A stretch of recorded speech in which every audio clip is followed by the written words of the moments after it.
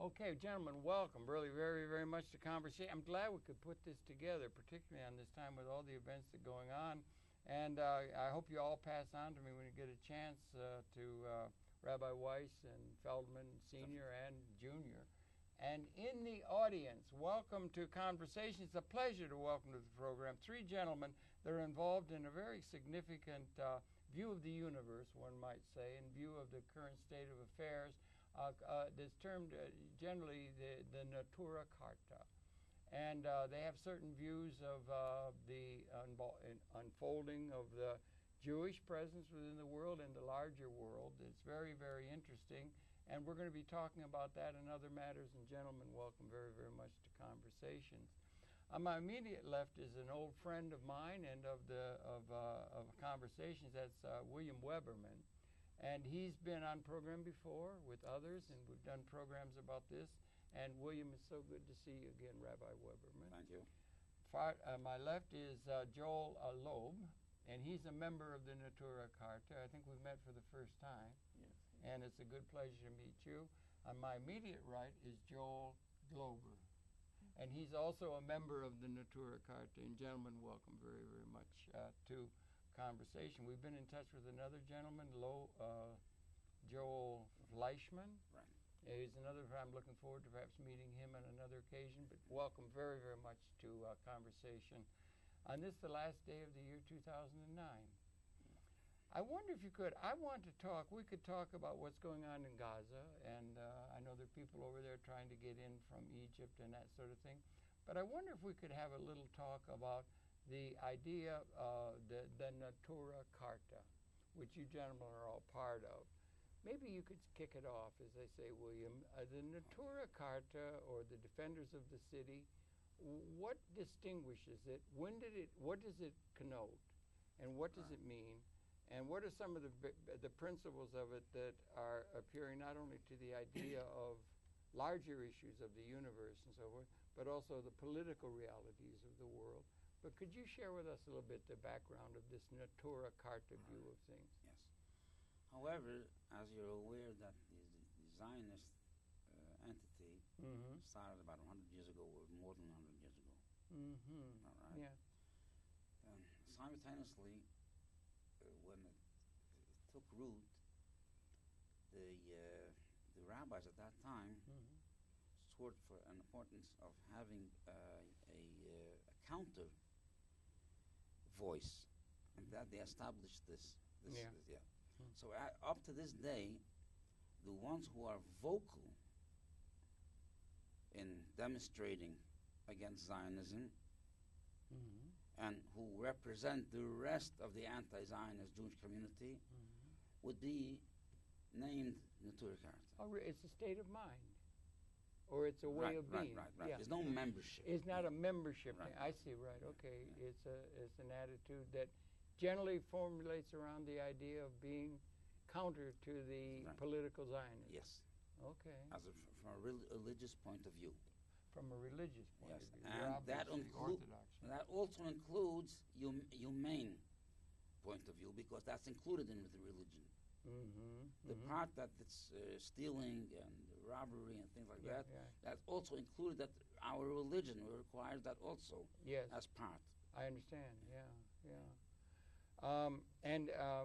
Okay, and that's very interesting. We associate political Zionism, you say about 100 years ago or so, but there's been 2,000 years of diaspora. Right. And during the long period of diaspora, or if I'm not mistaken, you have a thing, the Seder. You have a Seder, a ceremony.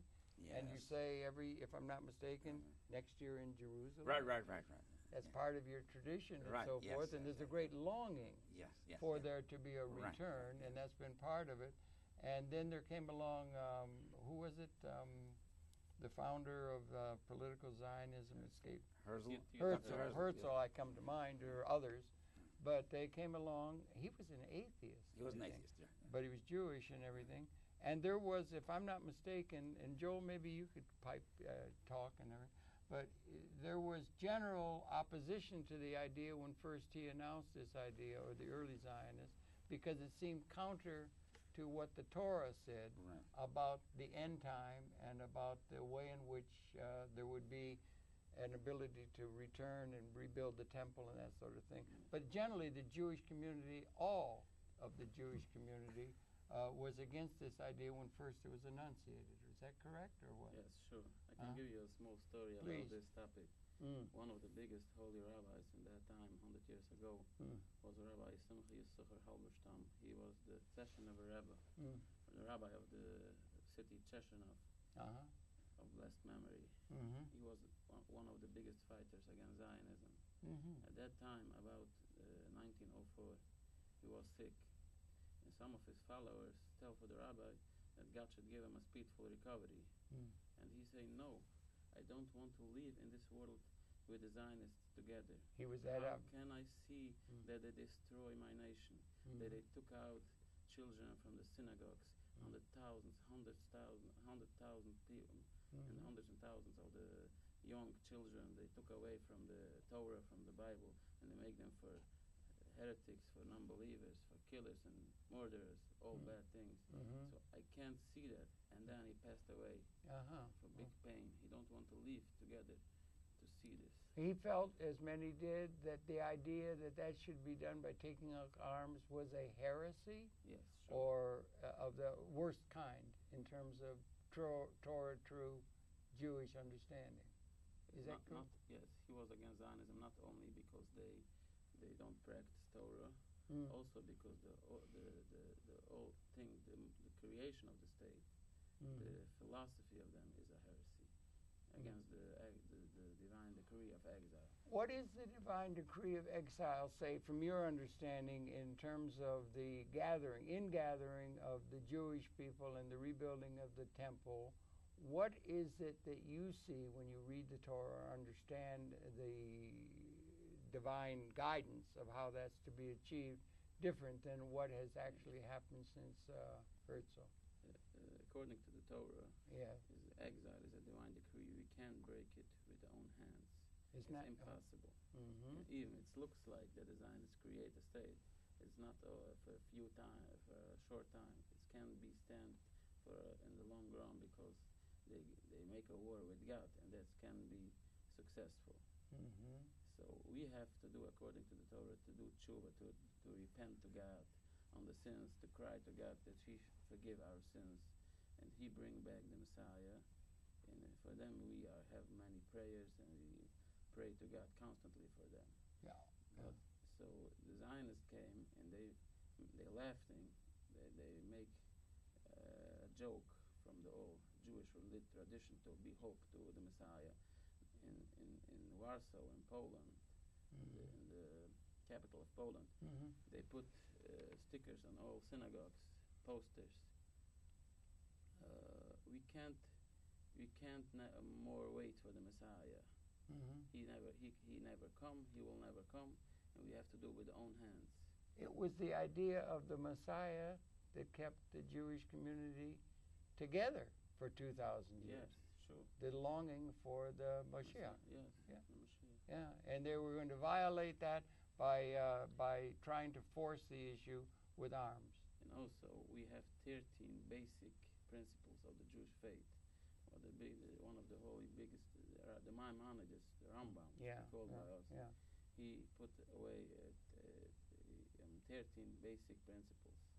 One of the everybody who is non-believing these 13 basic principles, he's go out from the Jewish nation, even if his father or mother was a Jew. But if he don't believe in these 13 basic things, he's automatically go out from the Jewish nation. So the 12th of these 13 basic points is to be believing and to hoping every day for the Messiah, to waiting for them. And that the ingathering of the Jewish people was not to be done by worldly means, but until the Mashiach. And where is the Mashiach now? And there's different things in the Talmud. There is no Mashiach now. What? There is no Mashiach that the Torah said must be there, or an uplifting status of the whole world that is required. And so it's trying to push and rush something in terms of the establishment of a state before its time. And there is no Mashiach, which was a requirement of the Torah. And it would be a transformed world. It would be a world of justice and a world of, you understand what I'm saying? Yes. All people will serve God peacefully. Do you think they put too much attention, let's say secular, Reform, Jews, or that kind of thing, or the society, in saying, well, the idea of the Mashiach is like Santa Claus or a legend or something? They would just poo-poo it, and they would say that the anti-Semitism in the world, it is such that we can no longer bear it. We can no longer be weak. We have to be strong. And they take that position. And much of the world has taken that position.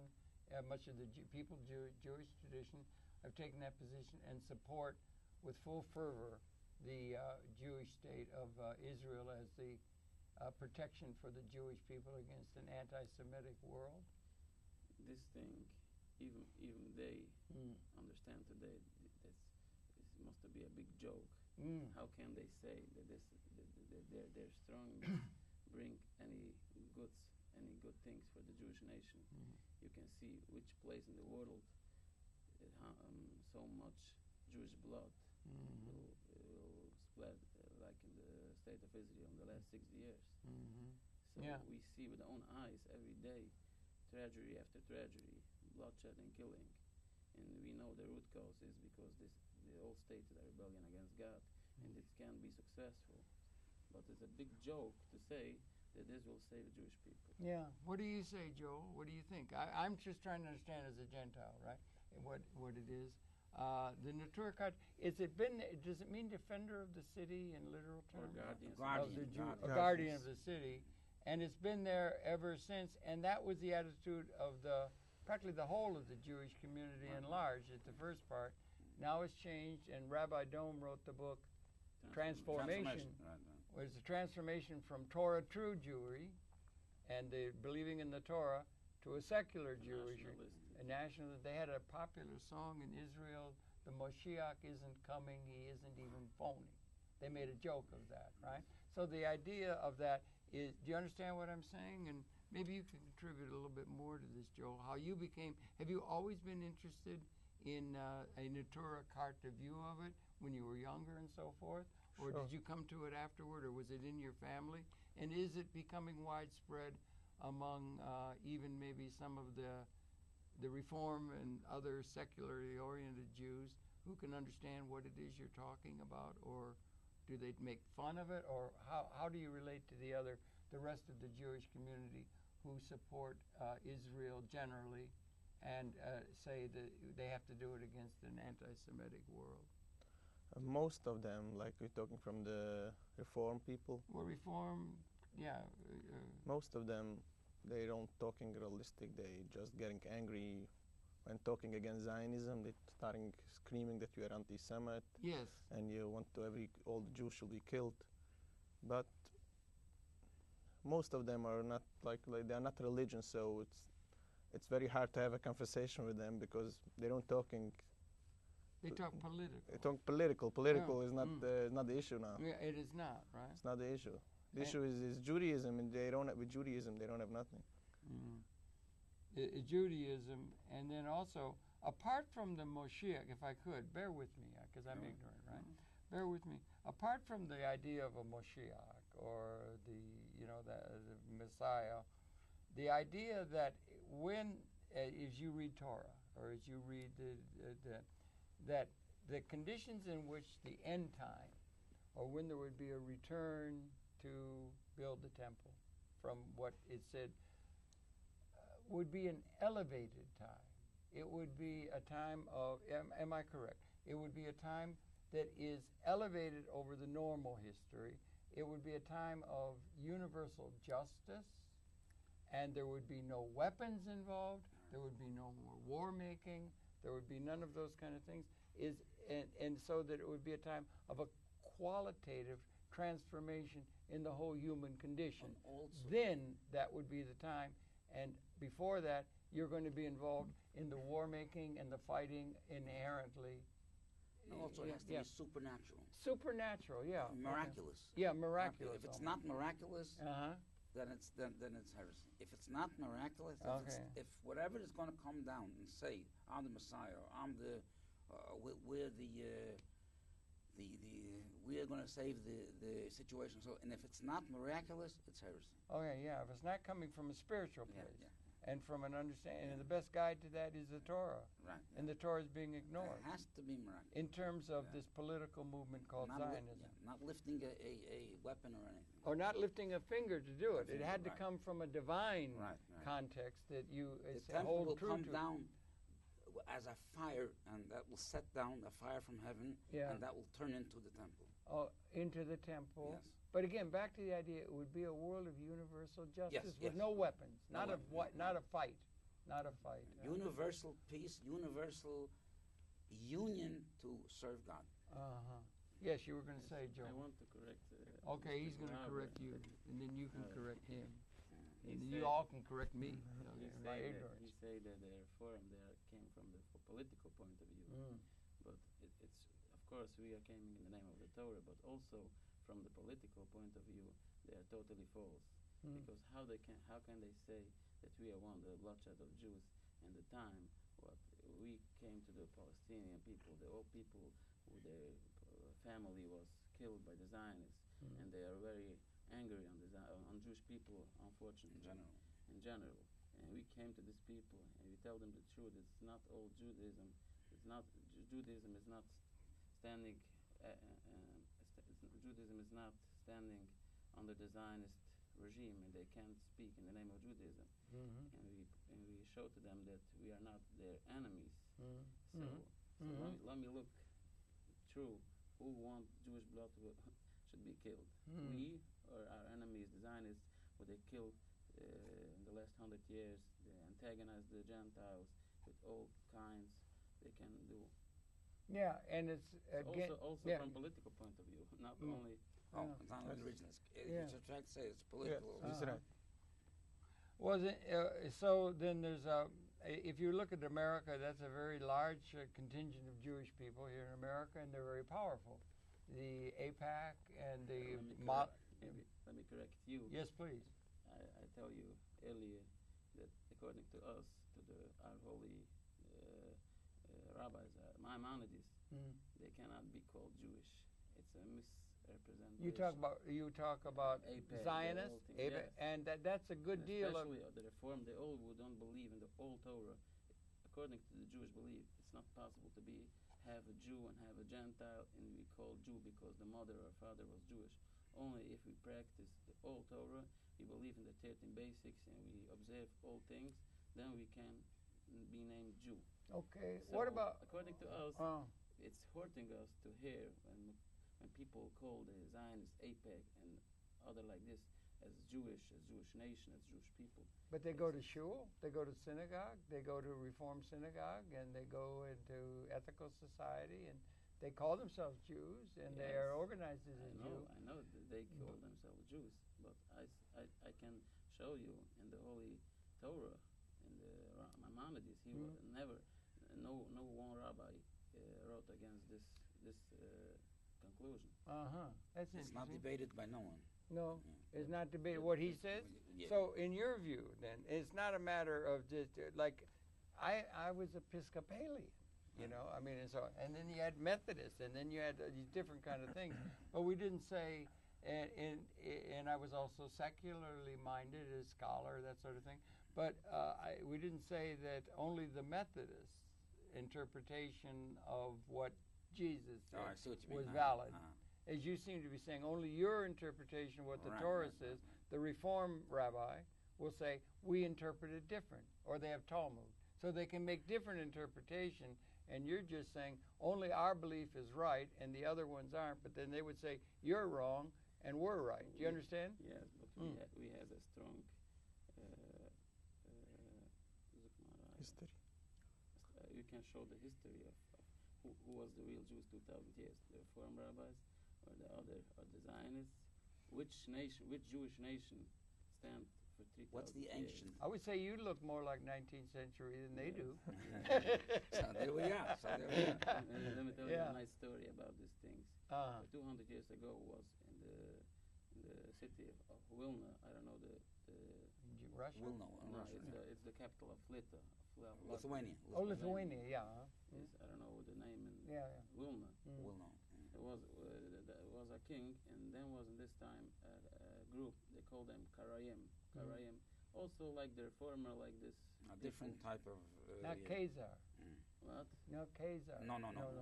Different. So, Okay. They did not believe in the Talmud, just Oh. in the Bible, but not the Talmud. Oh, Old really? Testament, but not the Okay. Talmud. And I want to talk to you about that because I'm not sure. Talmud's like interpretation or Yes. something. But go ahead. Yeah. So, and they came to the president of this state, to the king, and they tell them that they are the real Jews, and they antagonize them against the real Jews, the true Observant Jews, Jews, yeah. observing Jews, and they drive him crazy. So he called one of the biggest rabbis to came to show the truth, who is the real Jews. Mm-hmm. So, and the rabbi came, Mm-hmm. and then it was the law from the king that everybody who came into the king's palace have to leave their shoes Outside. outside. Shoes. So this rabbi, he leave the shoes, but he hold it in the hand because he forgot. He was so busy thinking what the answer to the king. Right. So he had it in the hand, and he came in with the shoes in the hands. So the Karayim, his opponent, say for the king, look, he's not a nice guy. He's not observing with the king's law. He came in with the shoes in the hand. Yeah. Well. You have to be live outside. What happened? What happened? They want They want to say that we are the nice guys, the Yeah. real Jews. Yeah. And their cheretz is a Jewish thing of to be nice, to not to be like an animal. And he don't want to hear what the king say. He came in with the shoes. So and he answered. Yes. He And answered. wait, here comes the punchline. What? What? He Not answered. yet. It's a punchline. Say it You with have given the feeling. gifts. He answered that for 2,000 years Yeah. ago, when the prophet Moses Yeah. became the first prophecy from God at the Sinai. It's in Sinai, yeah. and Sinai. No, before before Mount Sinai, Mount- before he came and took out the Jews of Egypt, he was a Shepherd. shepherd. I see. Okay. Yes. So then God came to him and told him, "I will take you to be the Messiah, to make the redemption from the Jews of Egypt." So then God told him, Take off. Yeah. "Take off your shoes." Yes. So, and he take off your shoes. So this rabbi say to the king, and then when he take off the shoes from him, the Kareem came and they took it away, and when he finishing to speaking with God, he can't find the shoes. So he point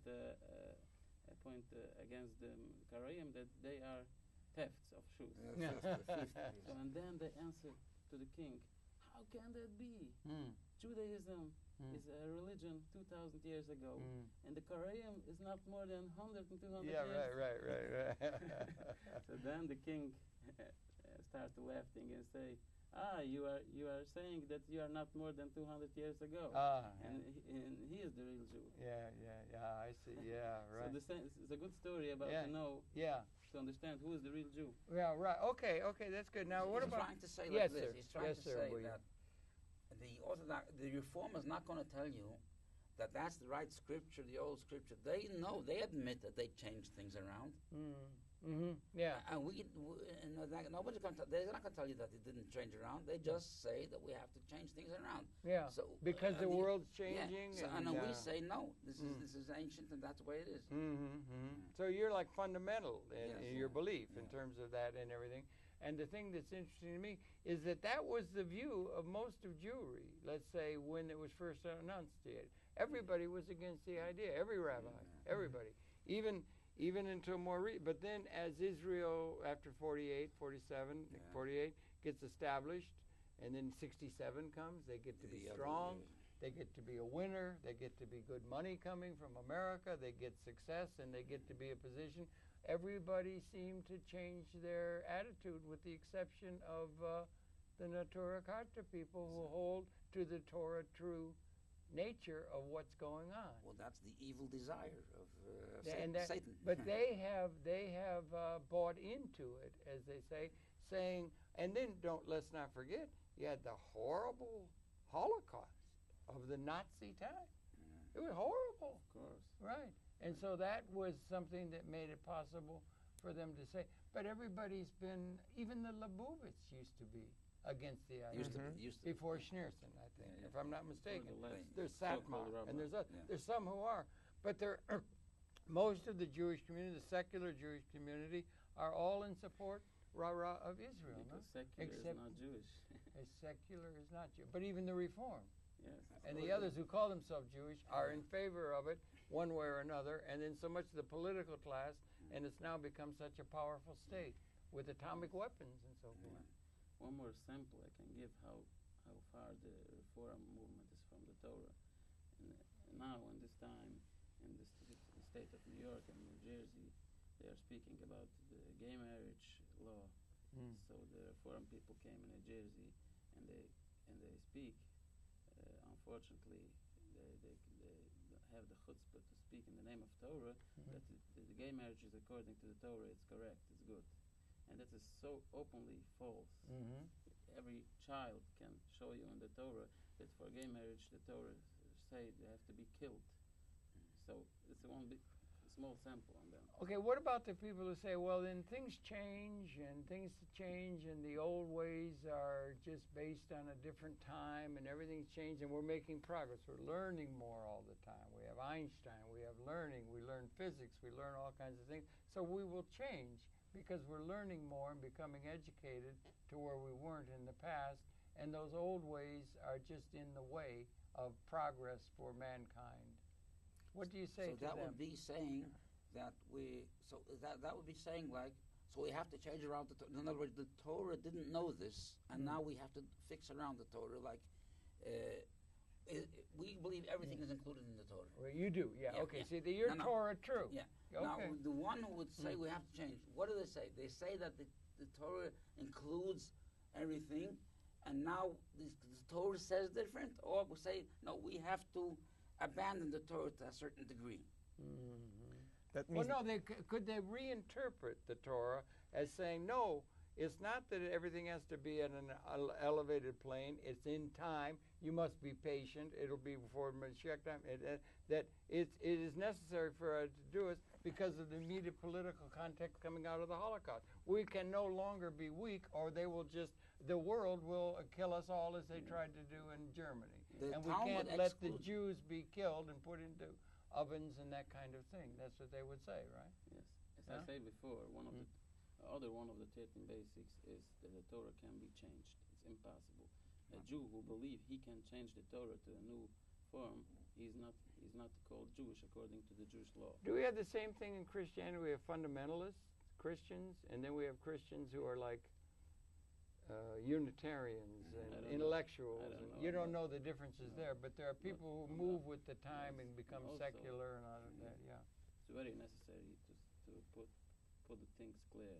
The Holocaust, as Rabbi Weissmandel, one of the biggest sages and holy rabbis after the war. Weissmandel.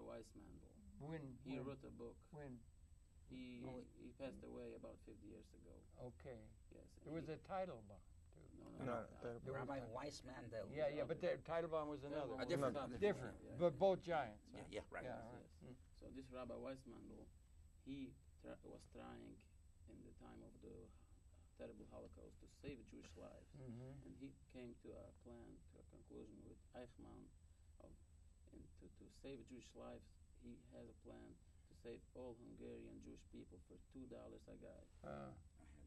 And he has all documents about them, because the Germans, they want to have money from the Jewish people outside in the world. They can show for the world that the Jewish people are humble under them. So in the Zionists, they don't allow Rabbi Weissmandel. They put all obstacles to block these plans. So also before them, they make a boycott against Hitler, and this make him angry. And the first of all, he's not planning to kill all Jews.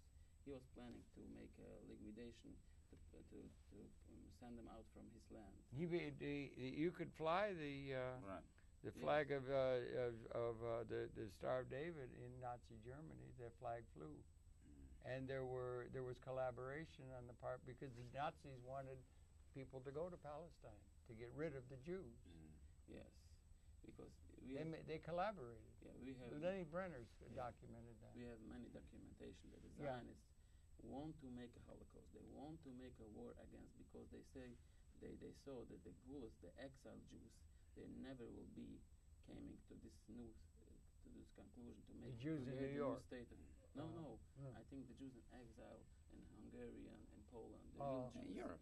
They saw that they can be successful to bring these old Jews to come and create a new modern state of Israel, because they are believers. They are millions of people, Jewish people, who still believe in God the same way like their parents and grandparents. So they have a plan, a good plan. They will make antagonize the Gentiles against Jews. They will make they have people going from one university to the other, and to say to the people that the Jewish people, they are a danger for the world, and they want to take over the lands. Rebellion. So they want to make rebellions. So you have to send them to Palestine. So and they was happy with the Holocaust. They was happy. This is the truth. Because my grandparents was killed by the Holocaust. Really? Yeah. Where were you? Were you Lithuania or Hungary or where? Hungary. You're Hungarian. No, it's my father's grandparents. Yeah. My mother's grandparents. Okay. Right.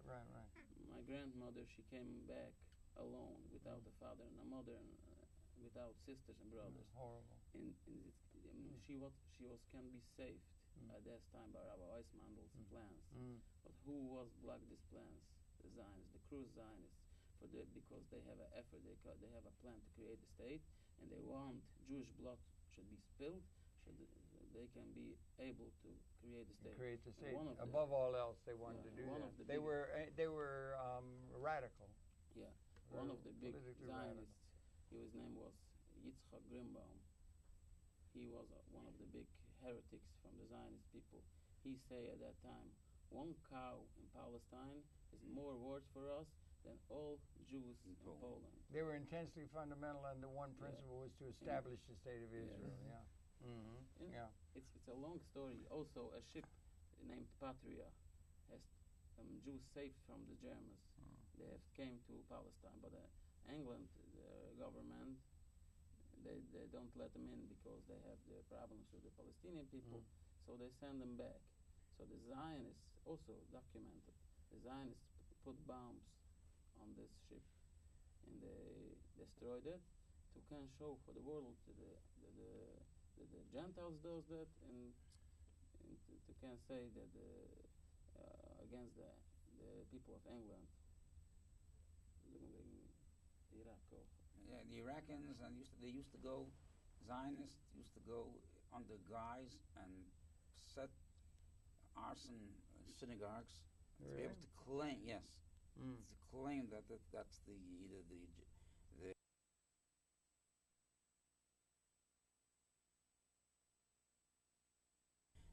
Iraqis or the whoever, to scare the Jewish people.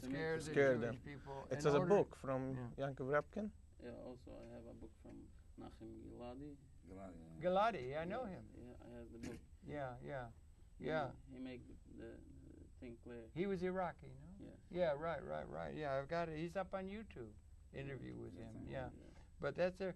But okay, what about you, Joel? You people. We were at a demonstration the other day, and you are in. It seems to me, in a certain sense, although you're nonviolent and everything like that, but you're very strong in your feelings and everything. And you seem to be. You're very Jewish. Okay, you're Jewish, and you are the most anti-Zionist people I've ever seen in the world, even though you're obviously Jewish. But you're very anti-Israeli, anti-Zionist, right? Precisely because we are Jewish. That's why we're anti-Zionist. It's Okay. not despite. It's not in spite. It's precisely because. And you represent the spirit that represented practically all of Jewry, let's say 1910 or something. Everybody was against it, and now other people have collapsed away from the Torah, away from the belief that held them that way, saying it should be done by Torah true things, because it's been transformed into having other values, secular values. And that's why you're because then you would see that the establishment of the State of Israel, the political movement, 1948, all of that, as a blasphemy, what they would call it. Do you understand the word blasphemy? A blasphemy of the highest order, and it's something that has to be in the name of true Jewry, Torah true Jewry, has to be opposed. Is that more or less correct? Correct. And the system, that the way you see things, and that's the most dangerous area in the world. It's got a close allegiance. It's got undying support from AIPAC and other things like that, people who believe in it. They have a narrative they believe in. They would call anyone who says anything other than anything good about Israel anti-Semitic. They do that, whoever says anything like that. And the United States government is in support. And they have, what, 400 atomic bombs with missiles. They have Apache helicopters. They have a machine gun. They have unlimited support. They can just exert their power. They've never been able to adequately. They can exert their power, and they can do whatever they want in terms of what they're doing in Gaza and other places, and that they are very dangerous in the world. But there are greater numbers of you people I see at the demonstrations against them, even though there's a tremendous propaganda directed at anything that is not Israeli in the American press or in the Western press. They say they're legitimate historically. United States is legitimate. And you're standing in opposition to a very powerful set of political and economic forces, are you not? First of all, I want to say one thing. If anti-Semitism means to be anti-Jewish people, then I don't know who in the world can be called anti-Semitism such as Zionists, because they are the biggest enemies from the Jewish nation. From the Jewish nation, anti-Semitism being anti-Jewish. Yeah. Because they're anti-Jewish. They try. Jewish. Yeah. So they're they're trying to transform the issue of anti-Semitism, that it's anti-Zionism, that it's the same. Everybody who speaks against them, is anti-Semit. And that's wrong. And you fellas get together sometime. You're non-violent, obviously, but you're strong in your opposition and so forth. And you'll get together, and you have obviously clothes that would be recognized in the way of dress to be recognized as Jewish. You got it was like from Hollywood. You got great your thing, and then you will burn the flag of Israel, which is seen as a great terrible thing in the eyes of many people, and you must get a lot of difficulty when you take that kind of a position that you are so adamantly against the state of Israel and all of its assumptions in terms of it being illegitimate in your eyes, in terms of your Jewish Torah true eyes. It is an illegitimate state. Is that the way you see things? And maybe you could talk a little, Joel.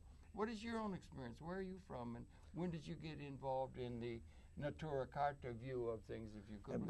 People should understand the numbers are growing. There were dozens and dozens and dozens of, used to be only 5 or 6 would be around, right? Now it's dozens. The thing is growing among greater numbers of people of the Jewish persuasion who are around the world. It's international. And there are more and more. You're young, obviously you're young. Fleischmann is young, and it is growing. So maybe you could talk a little bit.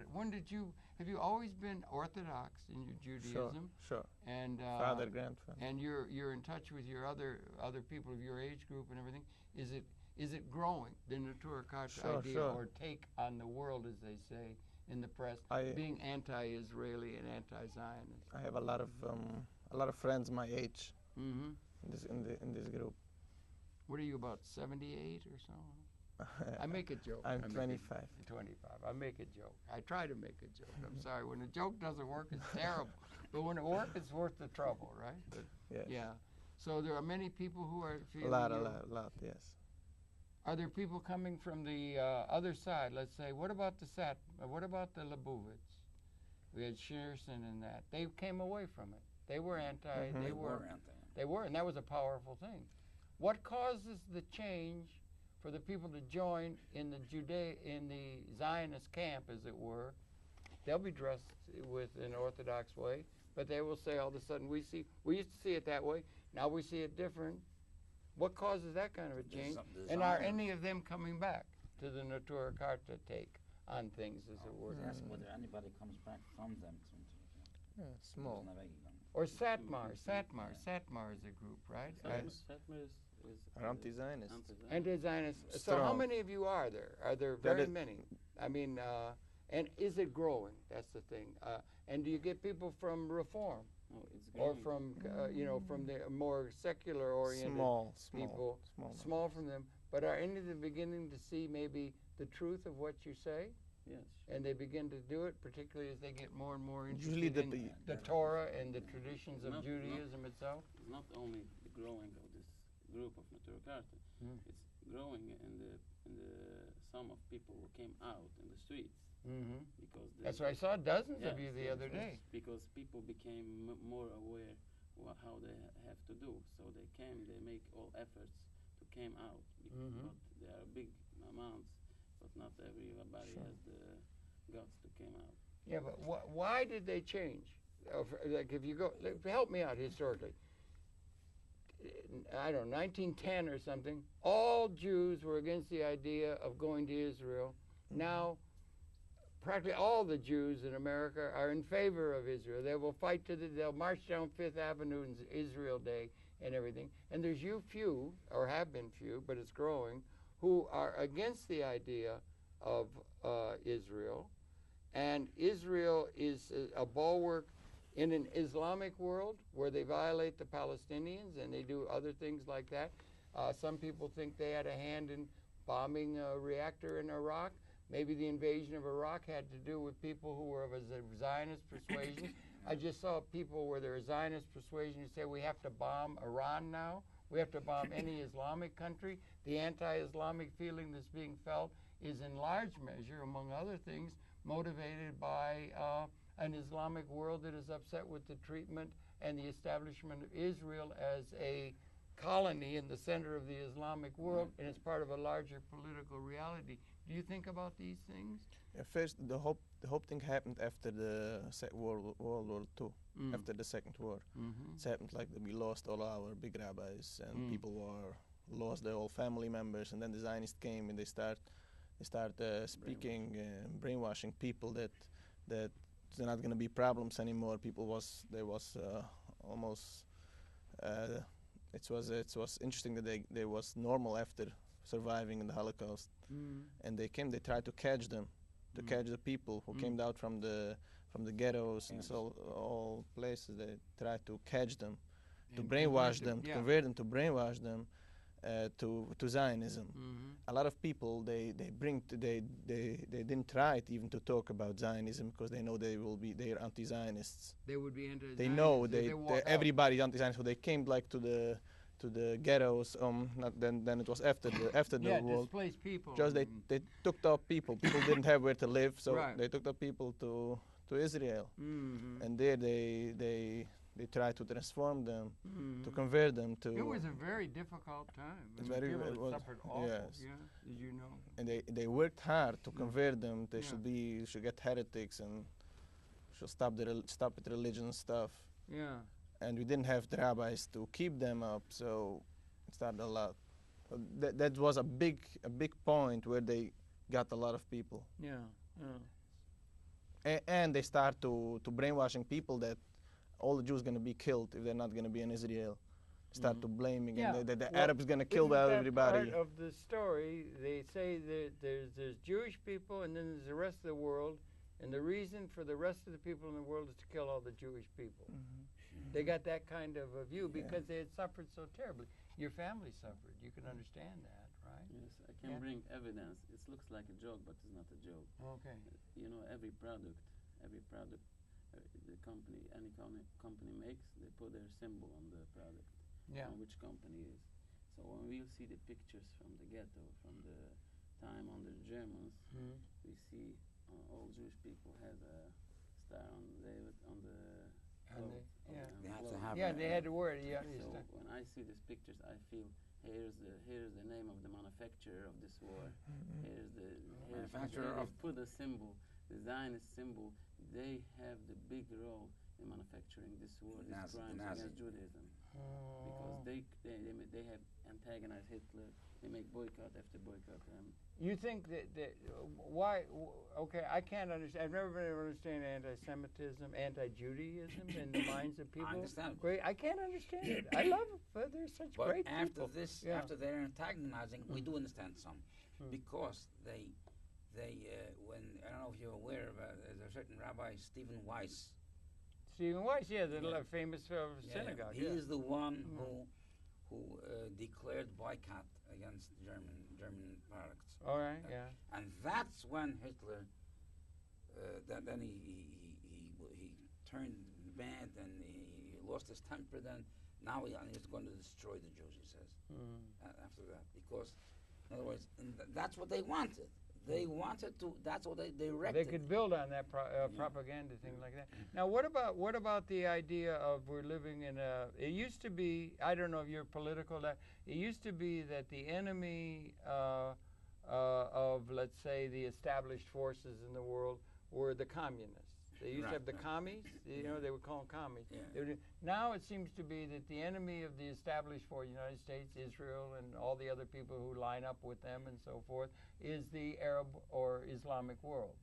What do you think of that developing, and what is your attitude toward the Palestinian people, and what is your attitude toward the larger Islamic Ummah, and or Arab and then Islamic Ummah, and what do you think about that? We only got a few minutes left, but that's a major thing that the politicians are trying to make the enemy now are the Islamists. Yes.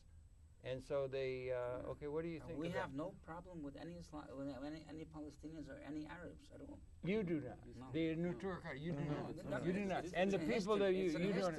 So you can can make you've lived in peace together in the past, and side by side, shoulder to shoulder, for 2,000 years. Everybody knows that. I was yesterday in Washington, and they came to me, a Palestinian woman, an elderly Palestinian woman, and she said, "My mother and my father have lived peacefully with Jewish neighbors in the Arab lands." Everybody can know that. It's not a secret. A nice sample Rabbi Weiss says every time, a nice sample that somebody started coughing. He coughed a lot, and he says that he is allergic to flowers. Yeah. So he went to the doctor and he says, "Doctor, I'm coughing. I'm allergic to flowers." Yeah. So he asked him, and he sees that this guy smells from smoking. Yeah. He asked him, "Do you smoking?" He says, "Yes." "How long do you smoke?" He says he smokes a few months. "When did you start coughing?" "About a few months." "Oh, maybe it's the cigarettes." No, doctor, I'm allergic to flowers. What can I do? I'm allergic to flowers. The doctor says, stop smoking, and then just stop. The same thing he says, who is the new neighbor in the block? We used to live with the Palestinian people everywhere. We didn't have no problems living in Israel and Jerusalem. We have no problems over there. And then who's the new neighbor? When started the problem? The problem started when the Zionists came over there. It's a fact of history. Well, okay, that's a big view. But they're screaming, no, they are anti-Semites. They want to kill us. So I think they got along all right in Iraq and everything. But they have a thing where they're going to say that there was anti-Semitism everywhere and everything. I mean, anti-Jewish. You're going to make a distinction because you're in the Semitic world there and everything. But that making some sort of a peace with the Palestinians. I remember Yasser Arafat. We did a program. Remember? We did a program with Yasser Arafat when he was in Tunis. With Rabbi Hirsch with him. Right, and he also said the Natura Carta. They could be Palestinian. Or you could live with them and that kind of thing. Do you think that they're just doing a bargaining thing? They've got that wall now, and they've got the wall. That Mr. Reagan said to Mr. Gorbachev, "Tear down this wall," and they got a wall built there, and they're bargaining. They got settlements in the West Bank. Gaza, they invaded last year. All of that. Do you think they're just making a strong, and let's say if you were to go, what's the solution might be as far as the state of Israel? What would be your solution to the idea of the state of Israel? Do you think about two-state solution, come back to 67, Do you think about one state? Do you think, what is your solution to the problem of the existence of the state of Israel, which has such a potential... Pre-47.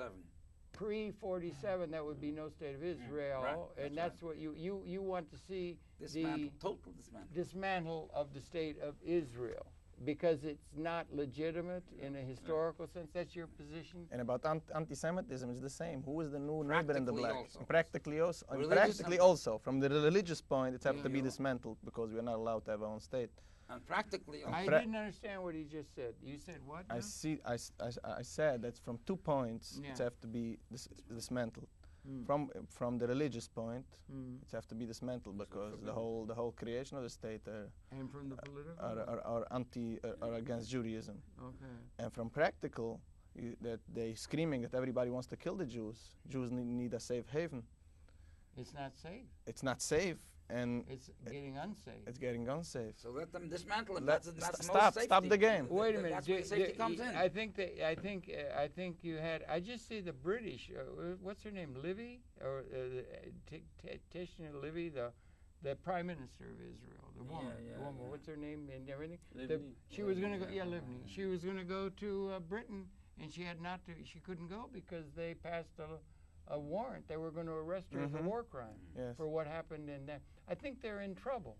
Do you think they're in trouble politically, and that they're having that they did something? And if you were correct that it was a mistake from the beginning, too bad you made a mistake. You could have given the Jews Bavaria. You know, after the Second War for all the Holocaust or something. But do you understand what I'm saying? That if it was a mistake, then what would happen? When you say you say no Israel, right? What's going to happen? How would that be projected in your terms as a realistic thing? Because I was just trying to argue they're just being belligerent in order to get a better bargaining position, to get a little better something. But then finally they would come to a settlement with the Palestinians. They'd come back to 67 and let them, that. But they don't seem to be doing that. But you say there should be no state. Yeah. What would it be like if there was no state of Israel? Are you serious? Thinking that? Yes. Okay, what would happen? What would be the result? We believe that if the Zionists give back the state peacefully, so we can sit humble under the Palestinian government. Should be Hamas or the other. We have no problem if we live according to the Jewish law. So if we go with the Zionist as way, you had lived in diaspora with other nations, right, and that your turn will come. Well, the time will come when the Moshiach, Moshiach, but an enlightened, liberated time, and it would be universal justice. Right. We don't have that, do we? No, but we could. But that's what you say. So the people that are now in Israel, in your perception, the state of Israel would cease to exist? Right. Is that what your thing would be? Definitely. Is that practical? Yes. It's a fact of history. It's a fact of history. By all means. Well, before it was created. We didn't have no problem with them. Like we see now, like it's interesting. It's like a joke. Now when we're going to protest, like here in Manhattan, we're going on the street and I see Zionist people. Oh, I'm scared. I see Arab people around on the street. Okay, I'm more safe now. I'm more safe now. You feel safer with the safe, Arab than of with course. the Jews. It's a fact. Well, that's because they're very threatened, maybe. First of all, there's a lot of money, isn't there? There's a lot of people who built money. There's a lot of money involved. It's a political entity. It's a power. Israel is not just another little country. Israel is a major power. They got atomic bombs. They got missiles that can be going everywhere in the world. And they've got a thing. They say never again. That the anti-Semitism of the world tried to destroy us. We must be strong. We can't be weak and allow ourselves to be put in the ovens again. All that you can understand, and they would do that. So how can you see that the state of Israel might cease to exist, and what would happen to the people that are the Israeli citizens now? Would you use the Sixth Fleet of the United States to take them back to Europe? What would you do? Or do you think they could live under Palestinian authority? Or what do you see as an outcome? Yeah, I would say like this. Number one is, whose homes was it? It was the homes belonged to the Palestinian indigenous population. They were robbed. They should get back to their homes. By all means, whatever it means. If it means that everybody has to go back to Europe or wherever they came, all those Jews, maybe they should. But they will be able to settle and live there also. But if someone steals someone's land, doesn't he have to return it? Well, we stole the land of the Indians here. That is, the Europeans, Anglo-Saxon Europeans came and stole the land. I'm not going to go into that because that our Americans make the agreement with the Indians today. They give them the gambling, and so they are quiet. Well, all right, they bought them off. Yes. All right, the Israelis would buy somebody off. They got a lot of power. They got a lot of money, a lot of money. They're rich. They got a lot of money. They can buy people. But we have a religious point also over there. In the Jewish law, even they go on uninhabited land and take it to make it for land, it's also not good. If it's uninhabited. If the Arabs, they are ready to take money and peacefully, friendly, give them away their houses, we don't have a problem with it. But according to the Jewish law, it will never be accepted the Jewish land before they came. This thing of your take on things, as they say, your take, is growing. Are there more and more people thinking the way you do? Maybe you've been isolated. You're younger coming. Are there more younger people, or is it just a small little group of people that are irrelevant? It will never be small. Okay. Is it growing? Yes, it's growing. Is it growing? It's growing. Also. You had so many people at this demonstration in Times Square. Yes. Dozens and dozens and dozens of people I'm telling you, of your persuasion. The group was never be small. Only the people who came out. People are vocal. Be vocal. This is growing. This is growing. Yeah. And does any of it filter through to the secular Jews who can understand what you're saying? The secular Jews have first to believe in the old Torah.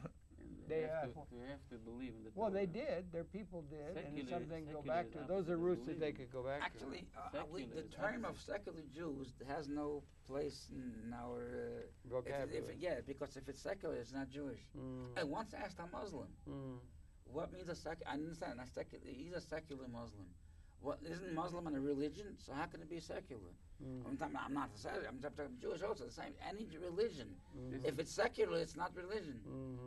This is the basic. But they're of a Jewish background, like I'm English, right? So I mean, Oh, I'm American. Okay. Yeah. So that doesn't do with my religion, though. Yeah, that's not religion. Right. Yeah. So you're coming from a religious. If you look on the basic of the religion, is there a Jewish nation apart from Jewish religion? Is there a Jewish nation like we have an American nation of many different religions and people who don't believe in anything? Is there room for that in Judaism? Yes, we have one of the holiest sages, Rabbi Sadia Gaon. He was lived 1,000 years ago or more, and he say that our nation is only a nation with the Bible. A guy would throw away the Bible, even his father or mother, like I said before. So the Zionists came and they changed that thing that they never can change. What they say, they want to make a new entity for the Jewish people. They make identity But you could get along with the Arabs? What? The Jewish people could get along with the Arabs, do you think, in the Islamic world? Do you think they could get along? Definitely. Gaddafi. By all means. Libya, other countries. You could get along, you think, and that might be the major sticking point, and that instead of fighting